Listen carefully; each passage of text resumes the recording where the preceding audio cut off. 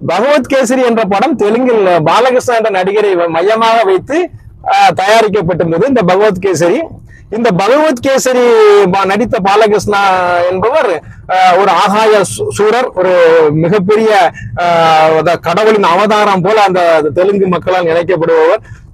இந்த சினிமாவை நம்பித்தானே அவ்வளவு நாசமா ஆக்குறாங்க.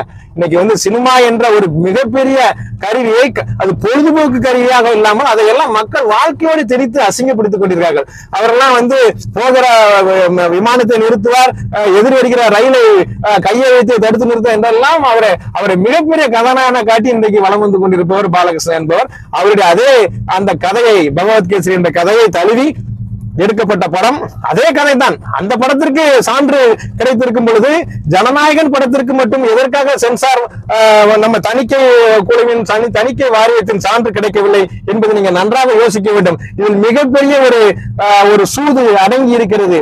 அந்த படத்தை வெற்றியடைய செய்வதற்காக இப்ப அந்த படத்தை மிகப்பெரிய அளவில், அதாவது ஏற்கனவே மலேசியாவில் நடந்த விழாவில் அந்த படத்தை அந்த படத்தின் திரைப்பாடல்கள் வெளியிடும் விழாவில் மிகப்பெரிய அளவில் வசூல் வேட்டை நடந்தது அனைவரும் அறிந்துதான். கிட்டத்தட்ட 100 கோடிக்கு மேலான வசூலை மலேசியாவில் சம்பாதித்திருக்கிறார்கள். அதுபோன்று இங்கேயும் இந்த பாவப்பட்ட ஏமாந்த அந்த விஜய் ரசிகர்களை ஏமாற்றி அவர்களுடைய சட்டைப்பையில் இருந்த அனைத்து காசுகளையும் உறிஞ்சு விட வேண்டும் என்ற ஒரே எண்ணத்திற்காக படம் வெளிவருவதில் ஏதோ பிரச்சனை இருப்பதை போல் ஏதோ ஒரு பாவலா செய்து கொண்டிருக்கிறார்கள். இந்த RSS கைக்கூலியான பிஜேபியின் தூண்டுதலால் அரசியலுக்கு வந்த இந்த விஜயும் இணைந்து இது போன்ற ஒரு செயல்களை செய்து கொண்டிருக்கிறார்கள்.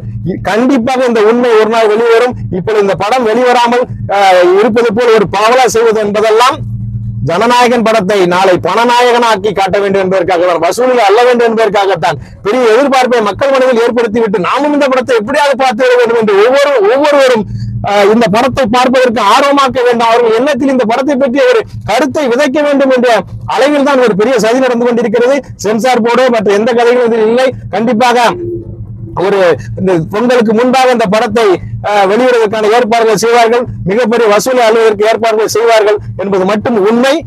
இந்த படத்தை ஏதோ திராவிட முன்னேற்ற கழகம் தான் தடுக்கிறது, இந்த நம்முடைய ஐயா முதலமைச்சர் ஸ்டாலின் அவர்கள் தான் இந்த படத்தை தடுத்துக் கொண்டிருக்கிறார்கள் என்றெல்லாம் சில போலியான வதந்திகளை இந்த தற்பொறிகள் பரப்பிவிட்டுக் கொண்டிருக்கிறார்கள். எதையும் நம்பாதீர்கள் விஜய் ரசிகர்களே. விஜய் படத்தை பாருங்கள், நாங்களும் பார்ப்போம், நாங்களும் பார்க்க வருகிறோம். படத்தை மட்டும் பார்ப்போம். கொள்கை இல்லாத அவருடைய கட்சியை ஒரு நாளும் ஏற்க மாட்டோம் என்பதை இந்த தமிழக மக்கள் இந்த பொங்கல் திருநாள் சமயத்தில் ஒரு சூளுரையாக ஏற்க வேண்டும்.